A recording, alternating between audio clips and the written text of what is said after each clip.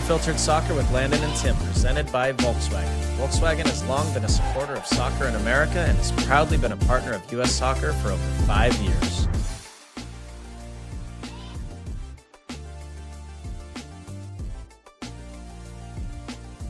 Can you hear us? There we go, Timmy. I got you. Can you hear me?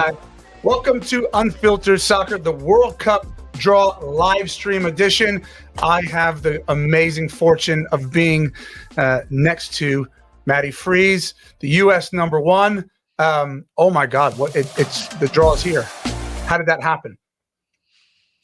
Yeah, wild scenes, Tim. Matt, what's up?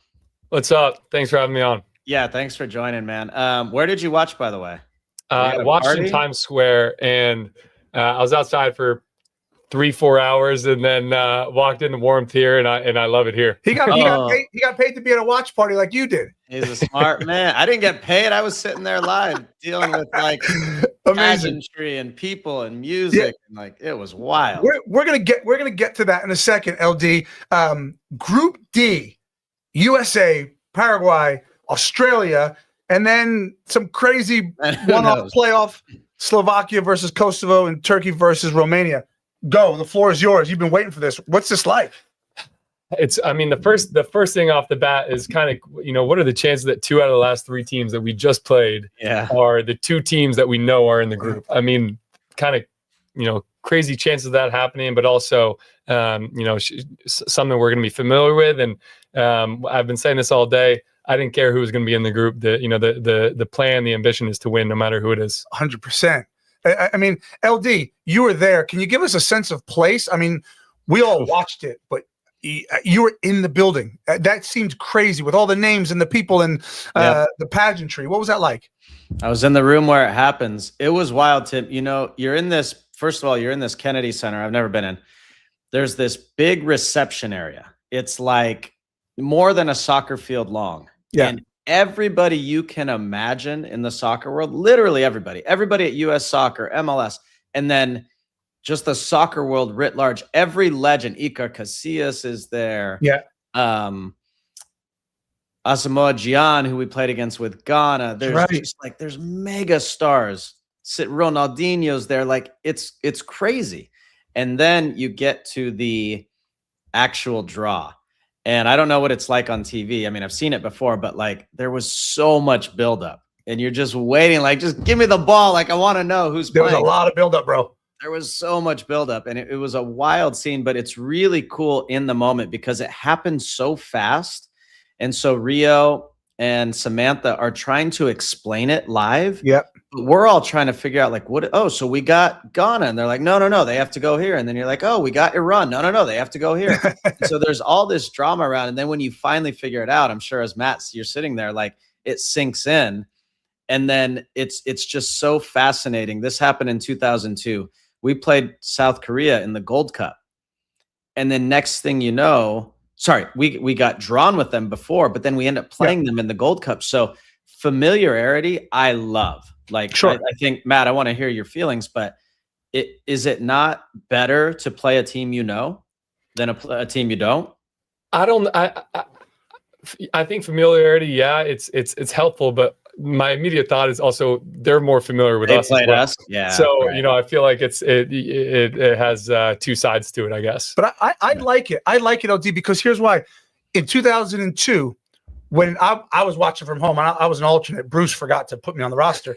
And I'm watching you guys, cheering you on. And then we drew Mexico. And, I was like, yeah, this is great. Because Mexico's going to think they can win. But sure as heck, we thought we can win. So I like the familiarity side. You know who else likes it? I think Chris Richards. I'm going to be glued to my phone. Oh, I can't wait. He wants another crack at Australia. And I'm thinking this is going to be good. Now, Matt, I'm interested in Landon just said there's so many legends that were at the World Cup draw because they did it on the biggest stage. And your rise to this moment, it feels lightning fast, right? You go from being on the outside looking in to getting an opportunity in the Gold Cup. You took advantage of it all the way through the friendlies. Now you're #1. It's yours to lose.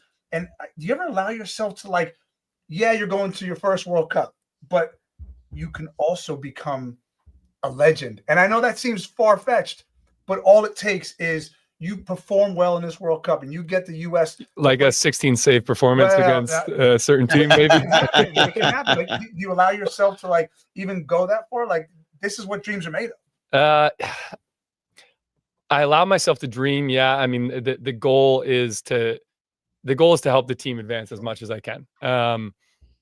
And in the process of doing that, if you can become a legend, have a fantastic few games and make a name for yourself, absolutely. But do I take time to like think about it too much? Not a lot. I'm not one to like really reflect until after the moment. I'm much more focused on maximizing that moment. And I'm probably not going to reflect much until I'm 40, 41 years old. Yeah, our age. Now, let me ask you this real quick. This is a little bit off topic. How many tickets are you going to need? Like opening game of the World Cup, you're in LA. Like, what's your family? So how many are you going to get? First of all, we had 15 people across my extended family apply for the lottery. We got one person, my girlfriend's sister, who got accepted to the lottery, and she was trying to max out the tickets as much as she could. It's wild, man. It's probably as cool for your family as for you. I'm telling you, it's a really, really awesome opportunity. Okay, Matt, I think we have Jordan's putting a question. You have that, Jordan? All right, Matt, do you train differently for the World Cup matches? This is from Kevin Longano. Differently for the World Cup matches than MLS? Is the World Cup harder because of the talent level or the coaching? So would you train differently? That's a good question, Tim. Like, yeah. Matt, how do you? I mean, I think obviously there's different managers, right? For your club team and then the national team. And so the trainings themselves are different for sure from a, what type of drills you're doing perspective, as well as a load perspective. But the mentality that I bring, no, it's 100% the same. Really, every time I step on the field, my personality just changes a little bit, and not a little bit. Personality totally changes, and so I think from an intensity and mentality perspective, it doesn't change. Timmy, at what point were you comfortable enough as like the starter that you would come in and say, I understand what you want to do, but this is what I want to do and what I need? Was there a change in that? Like, is the goalkeeper coach running the training, or are you saying, no, this is what I need and I want? Because I'm 35, I know. Well, yeah, when I became the starter for the national team, that was 2007. So I had already been in the Premier League for a few years, and I kind of felt like I knew what the heck I was doing. So like, I tried to throw my weight around just a little bit, because I just knew that my training was what got me to where I wanted to be. So I didn't want to change training. So how was that for you with, obviously being young with the national team? Is your goalkeeper coach with the U.S. dictating the training? Is he asking you for input? How's that work? Yeah, I mean, I think every goalkeeper coach has a philosophy that fits in with the manager's more group philosophy, and so I think just adapting to that is really important, especially in a very short amount of time with a national team. You have to adapt very quickly, and then also see how that fits in with your own style. Sure. And see, maybe not compromise, but see the right ways of influencing that philosophy yourself. Yeah, it's interesting, because LD, you and I talked about it on the pod, I think a month or two ago, where we were saying, like, in the lead up to the World Cup, like in your league season from, let's say, January to May, you're so hyper focused on knowing the World Cup is there that like you're doing everything you can to be fit, to play every game, to play well, because you know that you have to do that, and you want to be at your optimum when the World Cup comes. Yeah, Matt's in a tricky situation, and because when I went back to my first World Cup, you are so desperate to make the roster, right? And I think we all think, and you don't have to answer this, Matt, or talk about it, but we all assume you're not only going to be there, but you're going to be the starter. But in your mind, I know you're humble and you're still thinking, like, I still need to make sure I make the roster, right? And so forget about all the other stuff. And so, but there is a change in your career where you go, I'm pretty damn sure I'm going to be on this team and I'm going to be on this roster. And so when you're not on the team yet, you're fighting every week like hell just to get on the roster. And for a field player, I mean, it means a little bit more putting yourself at risk for injury. But once you know you're going to be there, it's always in the back of your mind, like, okay, I'm going to play hard, but I got to make sure I'm being smart, because in a month or next week, we're going to World Cup camp. So it's an interesting dynamic. One question. So well, two questions. We have a fan question about the matchups with Australia and Paraguay. Which team you played them both. So which team concerns you more, worries you more? How do you, and we don't want the diplomatic. Okay. I know you're a politician right now, but like in reality, who scares you a little more from as a goalkeeper? The honest, the non-diplomatic, honest answer. No one scares me when I step on the field. No one scares me. Well, just be glad you didn't get drawn with Erling Dude, if you walk out on the field with Chris Richards, you feel secure. Yeah, okay. That's right. You know, the interesting thing, LD, is I look at it, and Paraguay, I think, was missing a couple of players when we played them last time. And so that might be the one. I think we're a better footballing team than Australia. I think we're stronger than them. That doesn't worry me. I think Paraguay will be a more even matchup, even though I tilt the balance towards us if they're fully fit. One of the things I wanted to ask you, right? So we talk all the time on this show. We keep saying how many caps do you have now total? 13, right? So you're young in terms of your experience with the national team. Tim Ream is we know as a leader. Chris Richards has become an absolute monster. You couldn't love the guy more, right? Proper leader. But as a goalkeeper, you still need to lead your back line. Yeah. And the wing backs, we're not sure because wing backs have been in and out. You've played in a 3, so it's chopped and changed. How much of that are you still finding your voice? How much of it is you feel really comfortable back there, marshaling and commanding that back line? Like where is that balance for you at the moment? The balance is in a good spot. This summer, I think to be fair, it was new to me. And, you know, I was just still getting used to Chris and Tim. And now we're in a spot where I feel comfortable. I'm barking orders. I'm loud. Yeah. And honestly, I think that's what they want. That's before every game, you know, we're saying, Matty, continue to communicate. And it's not just verbal communication. It's also the presence that you bring. You know, you're walking down the field, you got your shoulders back, you're the first one screaming, let's go. Yeah. You know, and so it's a lot of nonverbal communication that's important as well. Great. Love that. Matt, there's one of the things that people love most, and I love most about the draw, is the storylines that develop right away. So like there was I think a Senegalese Federation person behind us. And when it was like their turn, I think they got drawn with France. Is that right? They did. So they were saying like, this was just like, I don't know what year, maybe 2002 or something. They were waiting for it. And so now there's a storyline of past and history and all that. The interesting thing about this group for the US is, you just said, these two teams, 2 of the last 3 games. And not only that, I was in the Australia game, they go after Christian a little bit and he ends up coming out injured. In the Paraguay game, there's this bench clearing brawl that happens, right? Like this intense, crazy brawl. And so immediately there's these like storylines of, wow, these teams know each other. And it's not like it's a huge rivalry we've created, but there's like animosity, like real stuff happened. Does that, I know you were farther away from it in goal, but is that is that a real factor? Well, you were. I know you were in it. I know you were. I got in there fast. Seb got in there, and then I was the next one in there. Okay. No one's ever seen me move that fast. But yeah, I mean that's part of the storyline, and in the end of the day, we can't be thinking about that past game when we play them. You know, next summer. I think that it's fully focused on whatever the game requires. We've already shown that side of us. And so it's also super important to just implement our style and our quality on the ball. And if the game calls for it, then, obviously get involved and do that. But, we have shown that that's already been a part of our DNA now. Yeah. I love that side of this current team, because it's been the same group for a while, but the Tanat, you said, Sebastian, I mean, he's becoming one of these players, LD, who can start a fight in an empty house, as I always say. I love the fact that he's scrappy. Question about the roster, and I won't put you on blast because you could never answer this. But Landon and I, our teams. So when you're saying like we're going to a World Cup, we're going to a big game. Landon and I could both sit in a room and go, this is the 11 we need. If we want to win today, this is the 11 we need on the field. So I'll ask you this without naming names. Is there a 11 with you in goal, so plus 10, where you say on the opening game of the World Cup, if these 10 are in place, we'll win? Like, do you, in your brain right now, when you look at the team, you're like, these are the 10 other guys, and I know there's subs, I get that, but these are the 10 other guys that if they're on the field, I know we win. Like, do you have a best player at every position in your brain?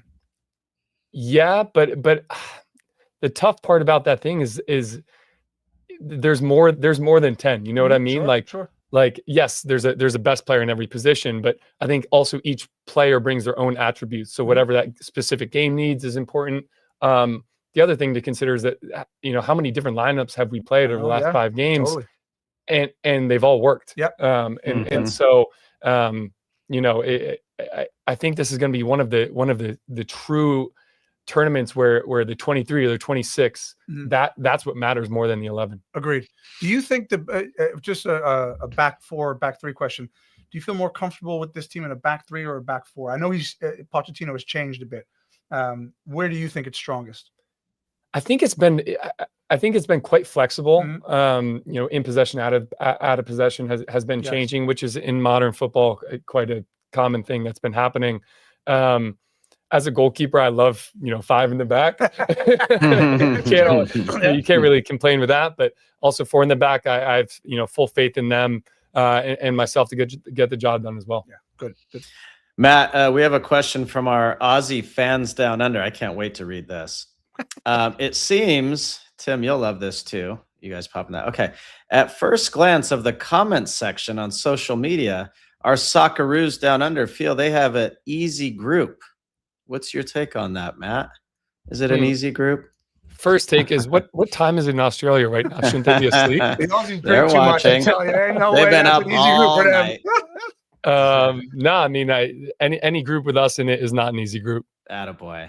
Yeah, there's no chance. There's no chance that Australia thinks that's an easy group. Well, that's what they're saying. Maybe someone's trying to rile us up. Yeah, they are. I will say this. There are clearly groups that are going to be a little more challenging for sure.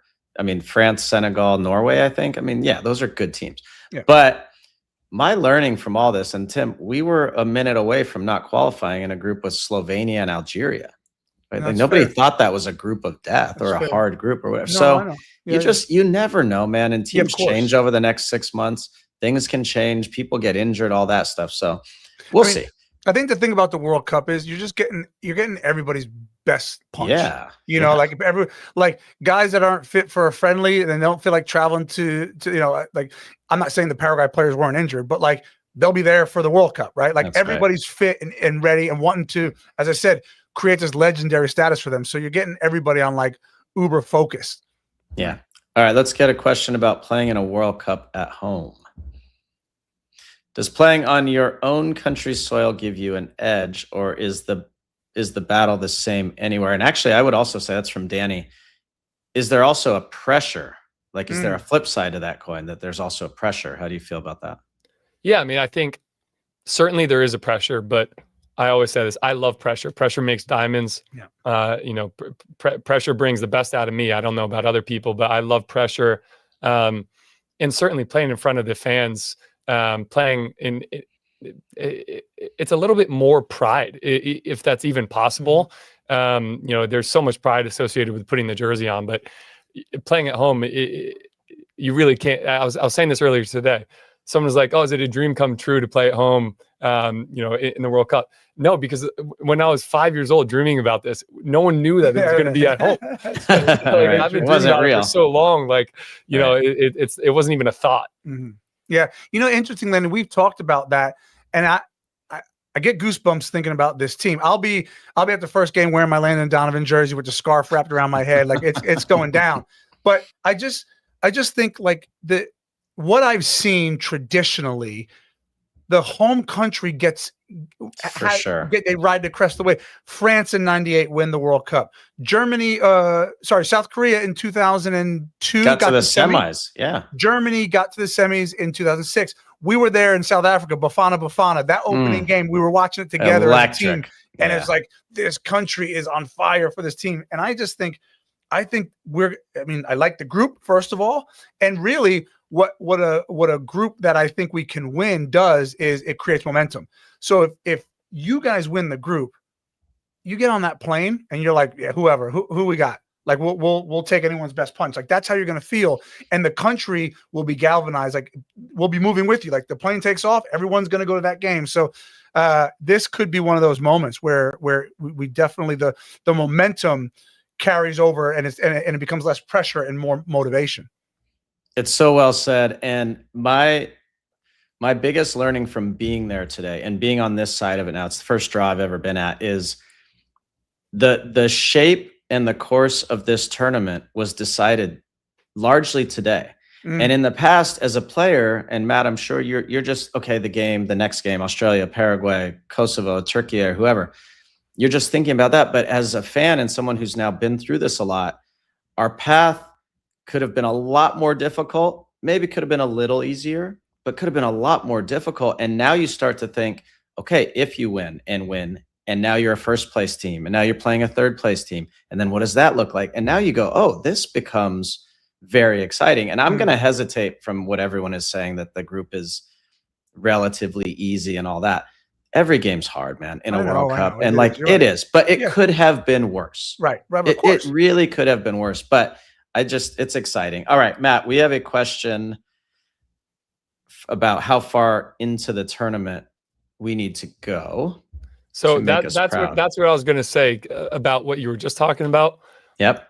You can say what you want about a group, but for me, and Mauricio has been saying this as well, the goal, the dream, the ambition is to win the World Cup.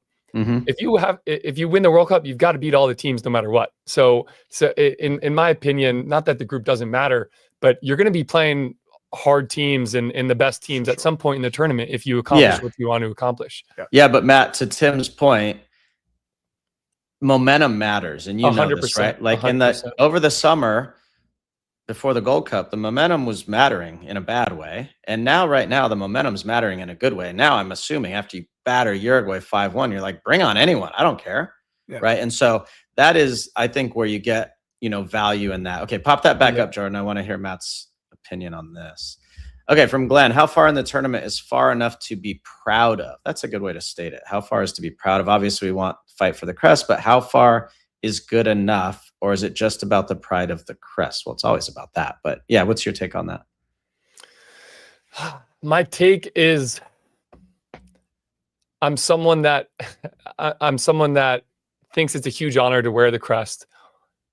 But I think that if you wear the crest and don't put on performances and don't honor the crest and improve the history of the crest and the history of the U.S. Soccer Federation, you're doing it a disservice. And so, my thought is to leave the history of the team in a better place than I found it. Not that it was in a bad place, but you know what I mean. Just continuously improving the team, and so. I don't know where that translates into like a goal of where to be. I'm just going to say it again. The goal is to win the World Cup. Like that's the mentality, and I'm not going to say anything different. Yeah, this one's tricky, right, Landon? So we talked about with the added teams, there's an added round, right? And so we kind of have to factor that in as this team grows and starts to climb and get through the tournament. Like. There's an extra layer, which makes it way more difficult in terms of like creating history for this team, which they can do. Obviously, we've seen, at your best, I think that there's an opportunity to go pretty far. Yeah, I just think there's something about the draw today that gave not our specific draw in terms of the group, but something about the overall draw. Seeing all the teams just felt really good. It felt like this team has an opportunity to go really far. As far as your team did in 2002, maybe I did that. That's a real thing. And so really exciting for US fans. Matt, I'm so refreshed to hear you speak that way about like leaving it better in the history. Bob Bradley said to me once after he got fired from US Soccer, it was like 2011 or something when Jurgen came in maybe. And I was like, are you upset? And he's like, Landon, I carried the ball as far as I could, and now it's time for someone else to carry it, and we just keep doing it. I was like, God, it was such like a mature way to look at it. And for a young man like you, Matt, I really like you're very grateful, and like that's really refreshing. Important. I'm grateful, but trust me, I'm competitive. But I get out I there. Know. Sure. I know. All right, we have the last one. I think the most important question. Pop that up, Jordan. Who does Freese like more? Wait, who Freese like more growing up out of the two of you? Okay, who did you like more growing up? I mean, it's an easy question. It's the guy who doesn't have any hair. I don't have any hair either. Mine's fake. It's we'll let him ask the question. It's fine. I like both of you growing up. I watched both of you. But I have a few Tim Howard jerseys already. It's amazing. Actually, crazy story. My dad bought me a ball signed by you when I was like 15 or 16. Wow. And I was like, I didn't say this to him, but I was like, Dad, like the way I want my career to go, like I'm gonna know Tim. That's like, amazing. I love it. You don't need to like buy me a ball signed by you. I'm gonna refund your dad that $10 because I tell you what, you've made it. You've absolutely made it. That's and listen, Landon's the GOAT. We all think he's number one. So I looked up to him as well. You know, his little rat running around us. All right, Matt. Look, we know you've had a long day, man. Get home, get some rest. This was so helpful for American soccer fans to hear your reaction live. It feels wild, man. Australia, Paraguay, teams we just played, but 6 months from now, it'll be novel again. It'll feel new. But man, we are continuing to wish you the best. You keep growing with every challenge. It's been so fun to watch, man. So you get out of here. We're going to take a break. When we come back, we'll talk about the rest of the draw, dive in deeper. It's going to be a lot of fun right here on Unfiltered Soccer with Landon and Tim, as always, presented by Volkswagen. Stay right there.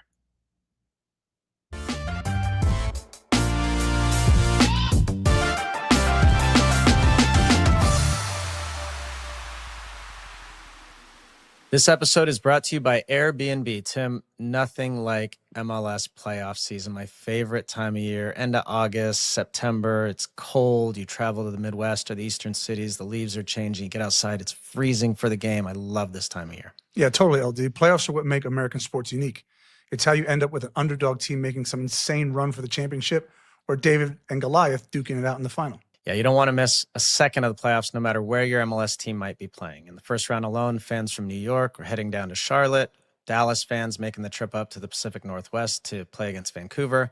Last year in the final, the Red Bulls had to come all the way down to SoCal, where my Galaxy beat your Red Bulls, Tim. Soccer fans in the U.S. are dedicated to their teams and making the journey to support those teams as they make a run for the MLS Cup. Whether it's the first time or the sixth is a top priority. Yeah, MLS fans bring the energy everywhere they go, so why not let that passion pay off? While you're on the road supporting your team, you could open your home to fellow fans on Airbnb. Hosting your home on Airbnb while you travel is an easy way to earn a little extra and keep the spirit of soccer alive, even when you're away. Your home might be worth more than you think. Find out how much at airbnb.com/host. All right, Tim, it is holiday season, and boy, do I need to choose chill sometimes. Thanksgiving's an interesting one for me. I go with the in-laws to a hotel. It's nice. Most of them I like. Some of them are a bit challenging. Sometimes I got to walk outside, grab a Coors Light, choose chill. Christmas is fun. I enjoy it. I love it. All the things that come with it, but the kids are home for 2 weeks, and that is brutal sometimes. So sometimes turn on the hot tub, go out in the jacuzzi, watch a football game, grab a Coors Light, and chill. Yeah, you're right. It's always about family around the holidays, and of course, big family meals. Every time I finish eating, I'm out back. I get around the fire. I reach in the cooler, grab a cold Coors Light, and choose chill because, as you mentioned, it's hectic.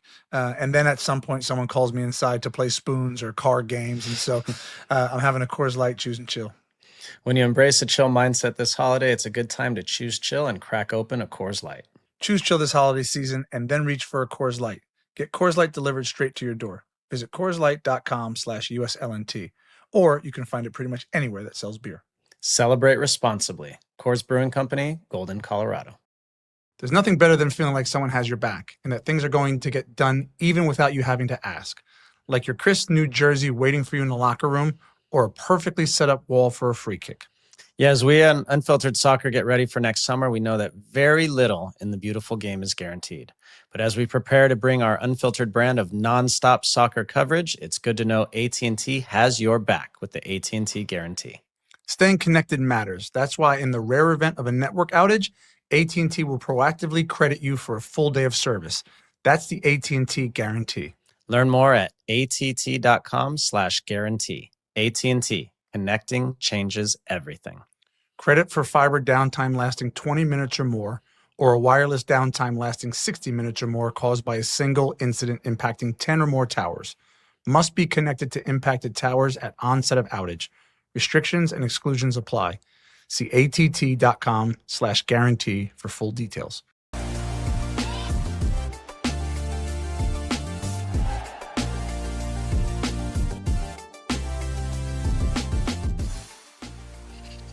All right, Timmy, we're back. Thanks. You got me, right? I got you, brother. Okay. Thanks to Matt Freese. He's such a stud, dude. Like, that was so fun to just hear his like fresh perspective on it. And he's had a long day, so thanks to him for coming in. All right, let's get into the rest of the groups. Again, the cool thing, man, about just being there live is you're watching not only the federations and like their reaction, but you're watching the legends. Ali McCoist, the famous Scottish legend, was sitting behind me. And I mean, listening to some of his commentary as his group got panned out was just so funny. And we'll get to that. Okay, let's start through, what did we say? A through J? A through J. Okay. A through F, sorry. A through F. Okay, so here we go. Mexico, South Africa, Korea, and then a UEFA team. Canada, a UEFA team, Qatar, Switzerland, Brazil, Morocco, Haiti, Scotland, our Group C. Our group, Group E, is Germany, Curacao, Cote d'Ivoire, and Ecuador. And then Netherlands, Japan, another UEFA country, and Tunisia. Okay, what stands out for you, Tim, in those groups? Well, I'll tell you that in 1 second. Can I say something blasphemous? Uh-oh. No, yeah. It's not uh-oh, but it's you and I disagree on the tournament format because you love the Cinderella romantic side, right? And I've been saying all along that like this, and I watched it today. This is my feeling. This feels watered down. I know, but hear me out, and I'm being serious. This just feels watered down. There used to be like a group of death, and then there was like a bunch of hard groups. Like it didn't have to be a group of death to be a hard group. And I'm looking at these groups, LD, and I'm just kind of like, Mexico's going to win the group. I don't know about Mexico, dude. They're really bad right now. Well, they're really bad. Okay, but my point is like none of the. Yeah, no, I get it. But no one's in danger. Like when you look at some of the bigger teams, no one's in danger of not qualifying out of the group, you know. And so, right. Yeah, But I would say this. But the alternative is Scotland. Like, look at Group C: Brazil, Morocco, Haiti, Scotland. Scotland are thinking to themselves, can we snag a point again? Probably not Brazil. Maybe against Morocco, can we snag a point and beat Haiti? And now all of a sudden, for not only are they coming to the World Cup, they're thinking we might qualify for the next round as a third place team. I hear you on the romantic side of it, and I'm not You're saying not that's not going romantic. to happen. Say again. You're not romantic. I mean, maybe not. I just I don't know. I think I think the layer. I think the layer of this that extra round takes away from, and you know this from your experience, it takes away from like the blockbuster matches. Like there's so many blockbuster matches. You know that. Like there will be one or two. No, Landon. I know that. I'm saying prior to this format, as soon as you made it out of the group, tighten those gloves up because there's going to be a ton of just rock'em sock'em games, and I don't know if we're going to get that. That's all I'm saying. Yeah. Okay. So what stands out to me here in Group B? So this was kind of overlooked, and I don't think people realize this. Yeah, Group B. So Group B is Canada, Qatar, and Switzerland, but the fourth team is the winner of the Italy.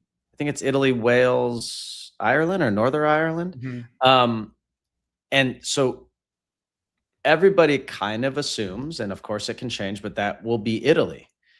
Guess where Canada's first game is, and guess who it would be against if Italy qualifies? Toronto, isn't it? In Toronto against Italy. There are a gazillion Italians. Yeah. In Toronto. That could be absolutely electric. Yeah. And that's like where I love these storylines because I'm, as being half Canadian and thinking about what that could be, and in Toronto against Italy would be absolutely insane. And so that's like, that would be absolute beauty, pageantry. Sure. The other interesting one that you asked me about, if we can pop the graphic up with all the groups, Group E as an Echo and F are interesting because Ivory Coast are, I mean, they're one of the most athletic, talented team just historically. They're good. You know, that you know, and they had their golden generation, you know, during the Didier Drogba days. But they're a force to be reckoned with. Ecuador is super talented, like physical and athletic as heck. They're probably the most athletic team in CONMEBOL in South America. Obviously, Germany's the best team in the group. The Netherlands, Japan, those are really good. Tunisia. I actually looked at the playoffs, and I'm thinking, if Sweden or Poland come out of there, those are difficult games, and so I think those groups. Say again. Yeah. No, you're right. I think E and F are interesting to me. I love this about the World Cup is the stylistic differences. Yep. Think about the Netherlands, who are so unique in sort of the traditional 4-3-3 and the little football and how they, and then you think Japan, who are just like energetic, running, scrappy. Tunisia, like a little bit of African flair, but also a North African sort of toughness too. I mean, we played Algeria, who were similar in style. Yeah. Whatever you get in the other team, if it's Swedish, like a Scandinavian team. And so it's just, I love the stylistic differences because it's so unique to what you do in qualifying. Yeah. I matchups make this. I don't know. It's funny. You've got me like reminiscing and thinking about the pageantry of it, LD. Like when you talk about flair, and I think about like, I don't know, maybe this is the first time in a very long time that I'm going as a fan. And I'm kind of excited to see like the fans of Ivory Coast, you know, and the dancing and the drums and the flags and all the face paint that go on. It's going to be, I mean, wow, we are in for such a treat, America. My God. I can't wait, man. I can't wait. And if you're thinking about like, I can't get to a USA game, or I want to watch a USA game and something, I would strongly recommend, having seen them in the Euros, find your way to a Scotland game. Oh yeah. And they're not sexy. They're not but their fans are insane. Insane. They had 100,000+ people flood into Germany. Only 20,000 of them could get into a game. But Tim, they're just there and they're loud and their national anthem. And if you get a chance, man, try to go. I feel like on one of our shows during the World Cup, I'm gonna have to wear a kilt and like a Scotland jersey. I play with a bunch of Scottish players, so I'm sure I can find one somewhere. Stu Holden was telling me that if we drew Scotland, he was going to wear a kilt during the broadcast on Fox. It wouldn't be the first time Stu's worn a kilt. He had a fancy dress party, I'm sure, at some point. All right, let's move on to the what is it? G through L. I can't remember how many groups there are. Okay, G through L. So I'll go through quickly: Belgium, Egypt, Iran, and New Zealand. H is Spain, Cabo Verde, Saudi Arabia, Uruguay, France, Senegal, one of the intercontinental playoff teams, Norway. The A group, I call this, Argentina, Algeria, Austria, and then Jordan. Portugal, Uzbekistan, Colombia, and another playoff country from the non-European. And then England, Croatia, Ghana, Panama. What stands out to you there? Let me ask you this. We have, at some point, the experts will tell us what the group of death is. Is it group I? Yeah, it is. Or is it group L? Well, with a historically stronger Ghana, it could have been L, but I think Ghana are not as good as we think, because we have this like bad history with them where they always beat us. So I don't think they're as good. But the France, Senegal, Norway is insane. And has to be right. Yeah, in the intercontinental playoff, I don't know if one of you guys can correct us, my mind is fuzzy, but who that potentially could be. I don't know if that's a CONCACAF potential team, or, well, I guess it could be Iraq or Congo. I'm not sure which one, but if it's one of those teams, like those are not easy games. Yeah. Iraq, Congo, like either of those are not going to be easy games. So either way, it's the Suriname, Bolivia, Iraq group. So if that's Iraq, that's a much better team than Bolivia or Suriname, but like, that's not easy either. No, that's not. It's not a given. That's my group of death, I think. Has to be. I mean, Senegal are a really good team, and Norway are really good. The England group is interesting too, because Panama are there. And I was looking down, and Jaime Pinedo was in the room, a guy I used to play with the Galaxy, goalkeeper, lovely human. And you're trying to read everyone's face, Tim, when you're in the room. And like when you sit and watch it on TV, they'll pan to someone and they're trying so hard not to be super giddy or like super bummed based on what they just got. But Jaime, I could just see like his body slouch a little when they went into that group, because it's like, God. And if go back to the graphics, guys, the to your point, Tim, I will give you some credit here. This group G, if you're Belgium, the amount of Belgian beers and waffles you're drinking tonight is insane, because you are ecstatic with this group. I was sitting next to Ryan Nelson, who's a former Kiwi, New Zealand international, and he kept saying, anytime our name gets called, someone's going to be cheering loud because everyone wants to play against us. He was so great. But then this is the flip side. Why can't New Zealand get a point or beat Iran? Or get a point and beat Egypt? Like Mo Salah has a bad day, they can absolutely, they could finish second. I mean, that is not far-fetched. They're not a terrible team. And so I said to him, I'm like, that's the best group you could get. Totally. That's the best group you could get. The other part is I believe 8 third-place qualifiers go through. So like this goes back to what I was saying about the tournament being a little bit of a cupcake, but it's great. Yeah, you're right. It's great for the 8 of the 12 groups, I believe, are going to get the best third place finisher.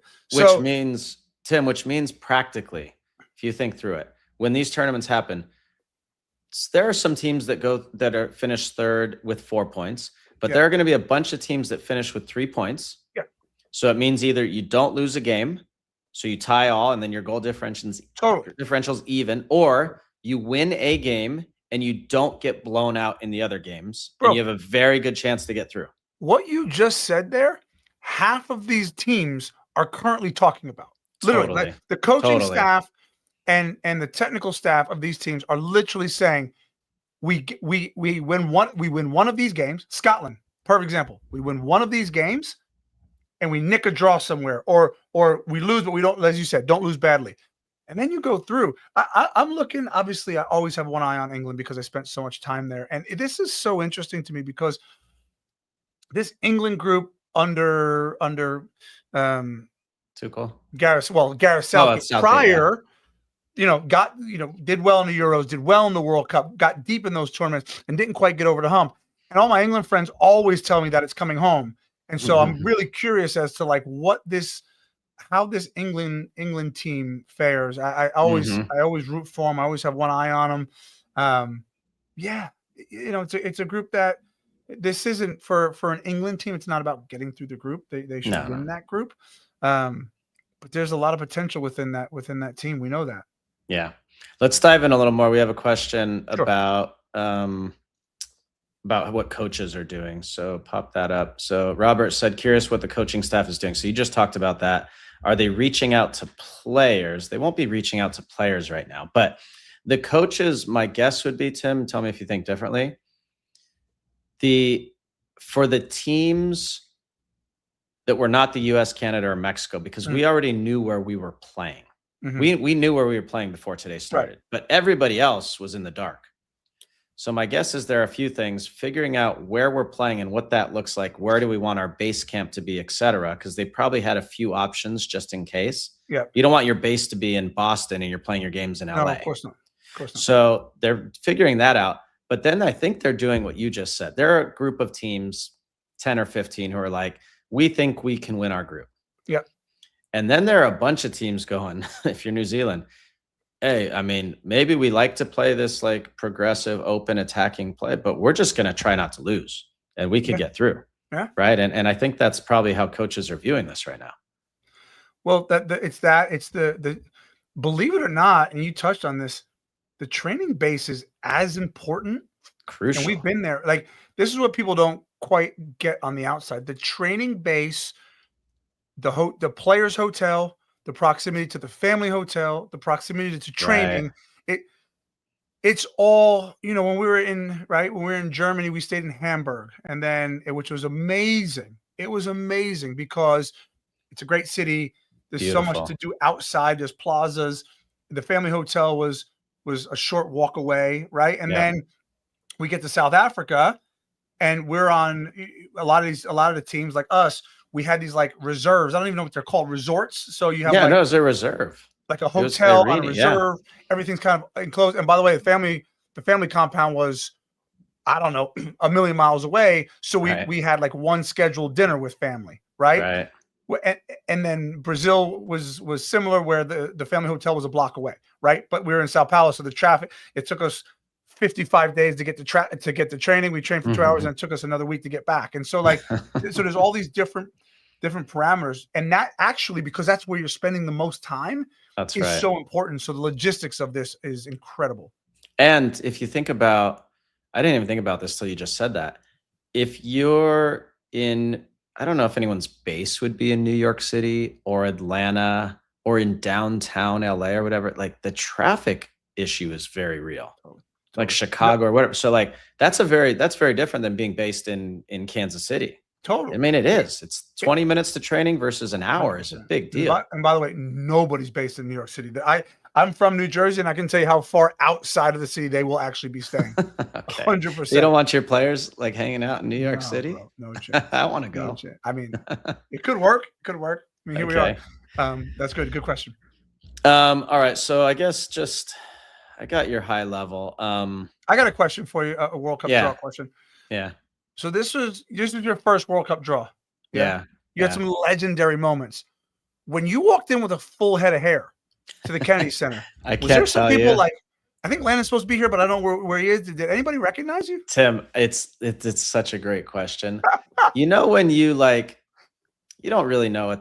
I don't know a ton of like people in the Hollywood but sometimes you walk by and you go, oh, is that? No, I think that is. And that look, like people would look at me, kind of double take and stare, and like they wanted to say like, hey, good to see you. And I'm like, hey, it's me. Like, did they start chanting, like, oh, you Landon in disguise? That's so good. It's actually really true. Like that, I did get that quite a bit. I love it. You know what? The hair's popping right now, Tim. It looks great, man. Let's say I'm jealous, but it looks great. It was so great, dude, to see so many people. Like Sunil was there. I saw Carly Lloyd and Heather O'Reilly, and so great just to have so many people that love this game in the same room, and it was amazing. That's why I'm watching on TV, and that's what I said to Matt Freese. It's like you have this opportunity to become iconic. You know, like Iker Casillas is my peer group, but he and Buffon, if you're a goalkeeper, they're the greatest. And so like I'm watching him get interviewed, and I'm like getting giddy. I'm like, there's Iker Casillas, you know, or like Carly Lloyd, who's an absolute legend, also a New Jersey legend, more importantly. And so like, you know, you see her up there, and then you're like Roberto Carlos, and you remember these moments, and you're like, gosh, it's incredible that these icons are who they are because of their club careers, but because of the World Cup. I'm just throwing out random thoughts now as you're talking about this, and talk about icons. Like, it was a little weird because I don't think any of them really knew much about soccer, but like having Tom Brady, Shaq, Aaron Judge. By the way, that guy is so big, Tim. He's a unit. He is humongous. Because like Gretzky's not a small guy. Yeah. And Brady's a lot taller than I realized too. Yeah. But then Shaq walks out and he's standing next to Kevin Hart. And it's like, I mean, it's literally like standing next to a 10-year-old because he's not being funny. I'm taller than Kevin Hart, clearly. But when I was doing television at some point, Shaq was in the same building, and we shared the same birthday. And I asked him for a picture, and he put his arm around me, and I was like, "This is the same thing as me taking a picture of my son, who was like 7 at the time." I'm 6'2", and like he was just like bang. Dude, it was wild. It was cool. It was cool to watch. I want to riff a little bit about the U.S. LD if I can, and you let us know when the questions pop up. But I have a really odd. I don't know if this is like I'm buzzing for the draw. I have a really odd feeling about this U.S. team. Like I think at their best they're really, really good. Same. I think they can be scary at their best. We haven't seen that. That's what everyone's been complaining about. But I look at it and I'm just like, no, man. Like as good as that, you mentioned it, as good as that Netherlands team was in 2022 that we lost to, right? Mm-hmm. Not that you can rewind, but if this current crop of players right now, as good as they are, I think they win that game. Yeah, or they have a good chance to. Yeah. I agree.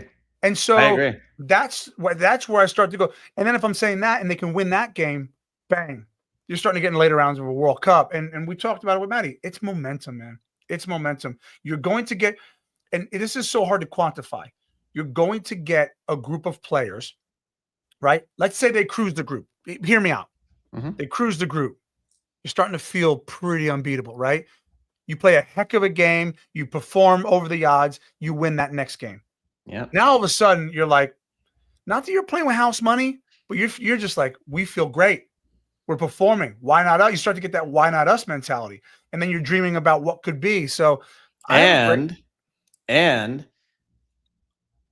instead of 15 or 20 million people paying attention, now 50 million people in our country are watching. It's like a Super Bowl. Like people are like that tuned in, like, and the whole country's, I'm getting goosebumps. Yeah. So like the whole country's behind you, bro. And now like the sky's the limit.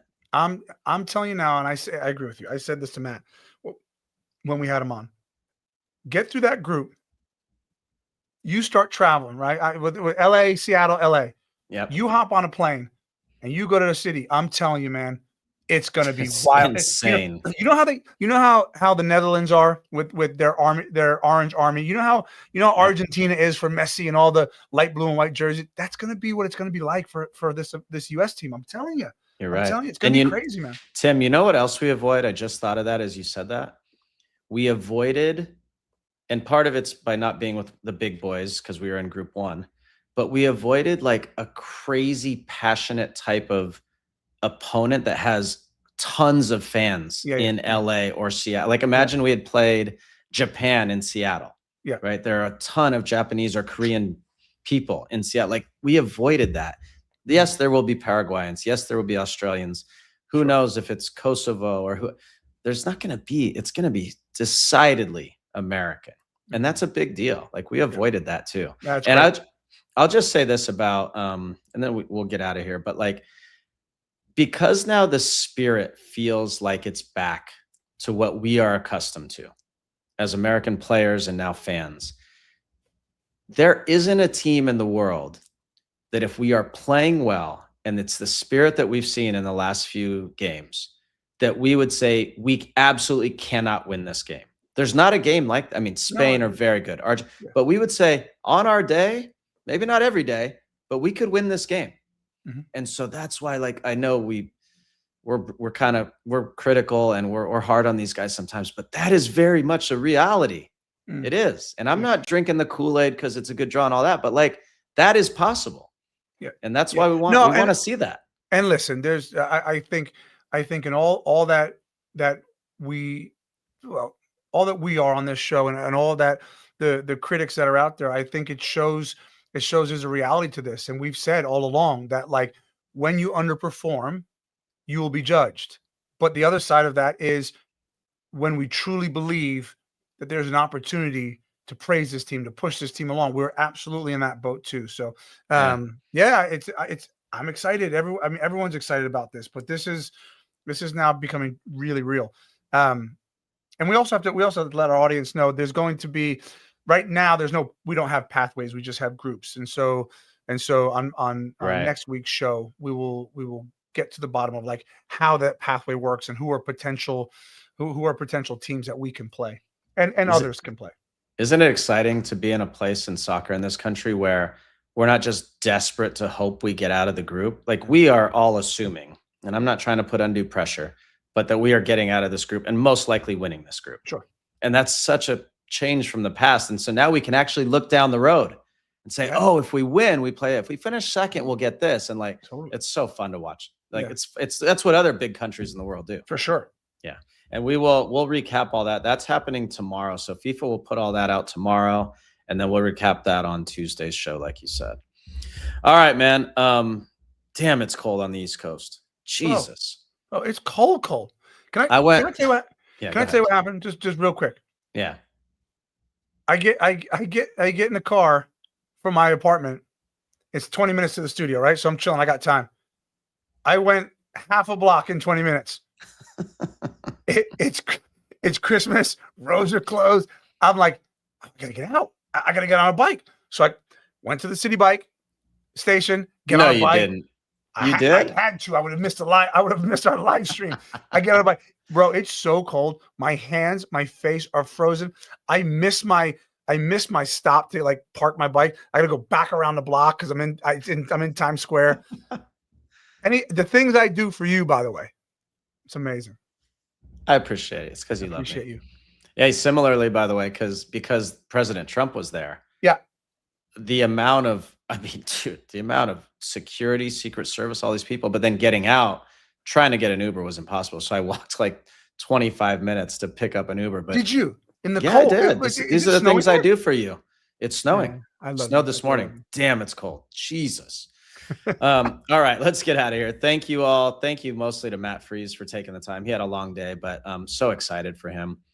We will be back with another episode on Tuesday. We'll break down all the weekend's MLS Cup final action. We forgot about that. Like tomorrow, all these people are like on planes tonight going to Miami. I was like, oh my God, I forgot about that. So, and then, as things come up, we think more about the draw. We'll talk more about it on Tuesday. But remember, as always, guys, subscribe on YouTube, Apple Podcasts, Spotify, anywhere you get your podcasts. Follow us at Unfiltered Soccer on all of our social media for bonus content. Yeah, we love the live stream. We know you do. Appreciate you all tuning in, asking all the questions. One tidbit that I forgot to mention, I always want to call Matt Freese Matty Ice, but we know that that's taken. He told me that I'm allowed to call him by his childhood nickname given to him by his brother, and it's Booger. So from now on, we're going to refer to Matty Freese. That's going to go viral. In a respectful way because he said we can do it. Let's go, Booger. Thank you to our presenting sponsor, VW. Have an amazing weekend. We will be back next Tuesday with another edition of Unfiltered Soccer. Let's go USA.